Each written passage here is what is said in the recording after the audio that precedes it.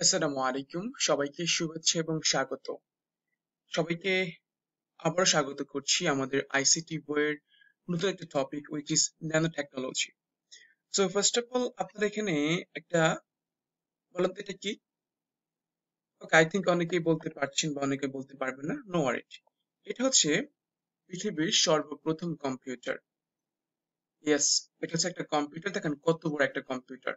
এই কম্পিউটার এই কম্পিউটারটির নাম হচ্ছে আপনার হার্ভার্ড মার্ক ওয়ান, যেটি তৈরি করেছিলেন আইডিএম, সরি আইডিবি, এবং যেটি হচ্ছে যে 50 ফিট লম্বা এবং 5 টন ওজন। তাহলে দেখেন এই প্রথম থেকে একটা কম্পিউটার কত বড় ছিল। সময়ের পালাক্রমে আমরা এখন কি ব্যবহার করি? আমরা হচ্ছে এখন ল্যাপটপ কম্পিউটার ব্যবহার করি। এই কম্পিউটার থেকে দেখেন এই কম্পিউটারটা কত ছোট, এই ল্যাপটপটা কত ছোট, এই ট্যাবটা কত ছোট, রাইট? এখন তার থেকে হচ্ছে যে আরো ছোট হয়ে কোথায় এসেছে? এই মোবাইল ফোনে এসেছে। তাহলে দেখেন এই যে এত বড় একটা কম্পিউটার থেকে আপনার হচ্ছে যে একটা কম্পিউটার বা ল্যাপটপ হয়েছে, তার থেকে ছোট মোবাইল ফোন হয়েছে। এখন এই যে এই জিনিসটা কিভাবে সম্ভব হয়েছে বা কার দ্বারা সম্ভব হয়েছে? মূলত এটা পসিবল হয়েছে অনলি ফর ন্যানো টেকনোলজি। বলেন তো, এটা সম্ভব হয়েছে কিসের দ্বারা? Only for nano technology. এখন দেখেন, আমরা যদি বলি ন্যানো মানে কি বলেন তো? এটা অনেকেই জানি আমরা, ন্যানো মানে ক্ষুদ্র। ওকে, তাহলে বলেন তো ন্যানো মানে কি, ক্ষুদ্র। এখন আমরা একটু এই ন্যানো টেকনোলজি নিয়ে একটু ইন ডিটেলস জেনে আসি কি বলছে এটা। দেখেন, গ্রিক ন্যানোস শব্দ থেকে এই যে ন্যানো শব্দটি এসেছে। কোন শব্দ? গ্রিক ন্যানোস থেকে ন্যানো শব্দটি এসেছে। ন্যানোস শব্দের অর্থ হচ্ছে যে ড্রপড। বলুন তো কি বলেছি? ন্যানোস শব্দের অর্থ হচ্ছে কি? ড্রপড। ড্রপড, যার অর্থ হচ্ছে বামন বা জাদুকরী ক্ষমতা সম্পন্ন ক্ষুদ্রাকৃতির মানুষ। কি বলেছি? ড্রপ, যার শব্দ হচ্ছে বামন বা জাদুকরী ক্ষমতা সম্পন্ন, মানে তিক্ত ক্ষমতা সম্পন্ন ক্ষুদ্র আকৃতির মানুষ। অবশ্যই ছোট আকৃতির মানুষ, যেটা আমরা একটু আগে দেখেছি ন্যানো মানে ক্ষুদ্র, এটা ক্ষুদ্র আকৃতি হবে। এবং জাদুকরী ক্ষমতা সম্পন্ন মানে অনেক ক্ষমতা সম্পন্ন ব্যক্তি আর কি। কিন্তু আক্ষরিক অর্থের অর্থ হচ্ছে কি সূক্ষ্ম বা ছোট বা ক্ষুদ্র। এটা যে আক্ষরিক অর্থের অর্থ। কিন্তু এটি ব্যবহার করা হচ্ছে পরিমাপের একক হিসেবে। কোথায় ব্যবহার করা হচ্ছে? পরিমাপের একক হিসেবে এটা ব্যবহার করা হচ্ছে। এখন দেখেন, আমরা যদি বলি যে ন্যানো মানে কি, যেটা একটু আগে বললাম ক্ষুদ্র, আর টেকনোলজি মানে কি, প্রযুক্তি। তাহলে এখন যদি বলি এই ক্ষুদ্র প্রযুক্তি বা ন্যানো টেকনোলজি জিনিসটা আসলে কি, সহজ ভাষায় বললে যেটা হবে সেটা হচ্ছে যে ক্ষুদ্র ক্ষুদ্র বস্তু নিয়ে গবেষণা করাকে কি বলেছি? ছোট ছোট বস্তু নিয়ে, সূক্ষ্ম সূক্ষ্ম বস্তু নিয়ে গবেষণা করা হচ্ছে মূলত ন্যানো ন্যানো টেকনোলজি। কিন্তু এটাকে বিশদভাবে বললে সংখ্যাটা ঠিক এমন হয় যে যখন কোনো একটি বস্তুর কার্যক্ষমতা বাড়ানোর জন্য, দেখেন আমরা কিন্তু ওই যে প্রথমে শিখেছিলাম যে জাদুকরী ক্ষমতা সম্পন্ন, উচ্চ ক্ষমতা সম্পন্ন।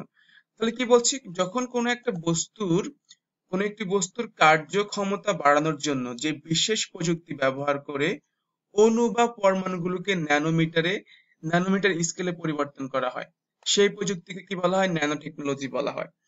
আবার বলছি, দেখেন, যখন কোনো একটা কার্য কার্যক্ষমতা বাড়ানোর জন্য যে বিশেষ প্রযুক্তি ব্যবহার করে অণু বা পরমাণুগুলোকে ন্যানোমিটার স্কেলে পরিবর্তন করা হয়। তাহলে এখানে কয়টা পয়েন্ট দেখেন। একটা হচ্ছে যে একটা বস্তুর কার্যক্ষমতা বাড়াবে, তার জন্য কি করা হয়? বিশেষ প্রযুক্তি ব্যবহার করে অণু পরমাণুগুলো, এটা হচ্ছে মূল পয়েন্ট, অণু বা পরমাণুগুলোকে ন্যানোমিটার স্কেলে পরিবর্তন করা। আই থিঙ্ক সবাই বুঝতে পারো, অণু বা পরমাণুগুলোকে ন্যানোমিটারে পরিবর্তন করা হচ্ছে মূলত ন্যানো টেকনোলজি, বা যে প্রযুক্তি ব্যবহার করা হয় তখন সেই প্রযুক্তিকে কি বলা হয়? ন্যানো টেকনোলজি বলা হয়। এবার দেখেন, চলুন দেখি এটা কত ছোট হতে পারে। এই যে আপনি এখানে একটা চুল দেখতে পাচ্ছেন, আপনি কি জানেন এটা কত ন্যানোমিটার?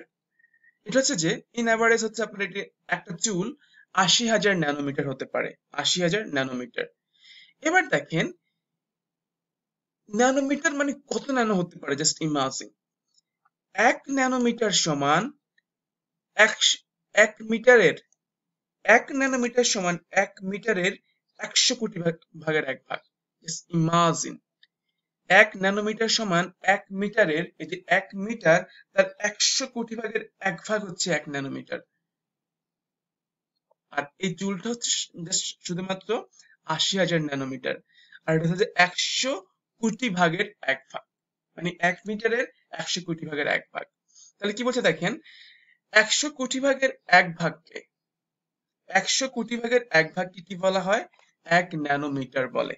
আই থিংক এটা বুঝতে পেরেছেন, এটা খুবই গুরুত্বপূর্ণ পরীক্ষার জন্য। আর এই জিনিসটা দেখেন এখানে, এই যে 1 ন্যানোমিটার এটাকে সংক্ষেপে বলা হয় 10, এটা পাওয়ার হবে 10, আর 10 রিভার্স 9 হবে এখানে, এটা উপরে হবে পাওয়ারটা 10 রিভার্স 9, এটা হচ্ছে এমসিকিউর জন্য গুরুত্বপূর্ণ। দেখেন, এরপর দেখেন এই যে ন্যানোমিটারের জনকটা আসলে কে?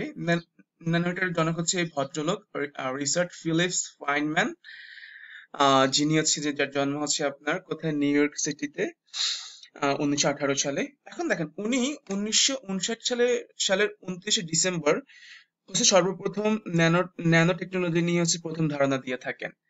ইনি একজন আমেরিকান পদার্থ বিজ্ঞানী। উনি হচ্ছে যে একটা প্রোগ্রামে গিয়েছিলেন, একটা হচ্ছে যে আলোচনা অনুষ্ঠানে গিয়েছিলেন যার নাম ছিল there's plenty of room at the bottom. এটা ছিল হচ্ছে আলোচ্য বিষয়ের নাম, there's plenty of room at the bottom. ইনি এই যে আলোচনায় সবাই প্রথম হচ্ছে যে ন্যানো টেকনোলজি নিয়ে প্রথম ধারণা দিয়েছিলেন। এবার দেখেন, আমরা যদি দেখি ন্যানো টেকনোলজির প্রকারভেদটা আসলে কি কি হতে পারে, তো আপনারা এখানে দেখতে পাচ্ছেন নিশ্চয়ই যে top to bottom, bottom to top, অর্থাৎ টপ মানে উপরে, উপর থেকে নিচে বা বড় থেকে ছোট বলতে পারি। এরপর বটম টু টপ, অর্থাৎ নিচ থেকে উপরে বা ছোট থেকে বড় বলতে পারি। এটা হচ্ছে ন্যানো টেকনোলজির প্রকারভেদ। এবার উপর থেকে নিচ বলতে কি বোঝায়, মানে বড় থেকে ছোট, মানে কোনো বড় জিনিসকে ছোট করে তাকে নির্দিষ্ট আকারে দেওয়া হয় আর কি। অর্থাৎ বড় জিনিসকে ছোট করে ক্রমান্বয়ে নির্দিষ্ট আকারে দেওয়া হয়, যেমন আমরা দেখেছিলাম প্রথমে আইটিপি কম্পিউটার, অর্থাৎ হার্ভার্ড মার্ক 1 কম্পিউটারটা ছোট ছোট হতে হতে ল্যাপটপে বা কম্পিউটারে এসেছে। আবার দেখেন বটম টু টপটা আসলে কি, এটা হচ্ছে ছোট জিনিস থেকে বড় কোনো জিনিসে রূপান্তর করা আর কি, একটা ছোট জিনিস থেকে ক্রমান্বয়ে বড় জিনিসে রূপান্তর করা। এটা হচ্ছে মূলত বটম টু টপ, অর্থাৎ বড় থেকে ছোট, ছোট থেকে বড় এই জিনিসটা। এবার দেখেন ন্যানো টেকনোলজির ব্যবহারটা কোন কোন ক্ষেত্রে হয়। কম্পিউটারের হার্ডওয়্যার তৈরির ক্ষেত্রে যে মেমোরি বা মাদারবোর্ড গুলো আছে, এটা মূলত ন্যানো টেকনোলজির মাধ্যমে তৈরি করা হয়। এরপর দেখেন ন্যানো রোবট, অর্থাৎ ন্যানো একদম একদম হচ্ছে যে ছোট, এই যে দেখতে পাচ্ছেন এখানে, এই যে ন্যানো রোবট গুলো তৈরি করা হয়। এবং একটা সময় কি হচ্ছে আপনার এই এই ন্যানো রোবট দিয়ে মানুষের অস্ত্র পাচার করা যাবে। এরপর দেখেন মোবাইলের হচ্ছে যে প্রসেসর, মাদারবোর্ড তৈরিতে, এই যে দেখতে পাচ্ছেন মাদারবোর্ড, দেখেন এখানে কত ক্ষুদ্র যন্ত্রাংশ আছে। মূলত এটা হচ্ছে আপনার ন্যানো টেকনোলজির একটা আবিষ্কার এটা, মোবাইলের প্রসেসর বা মাদারবোর্ড তৈরিতে।